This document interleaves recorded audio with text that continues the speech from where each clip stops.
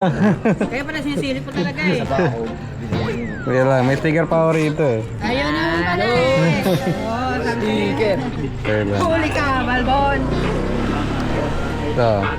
Namat po. Yun eh. Ay, bang po kayo napunta rito? Deliver po.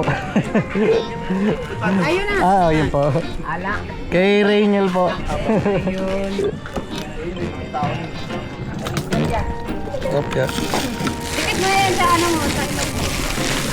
Okay. Ayun na. Okay na po. Ayun sa poste. Ito po. Thank you po. Thank you po. Bakit sinisilip mo talaga?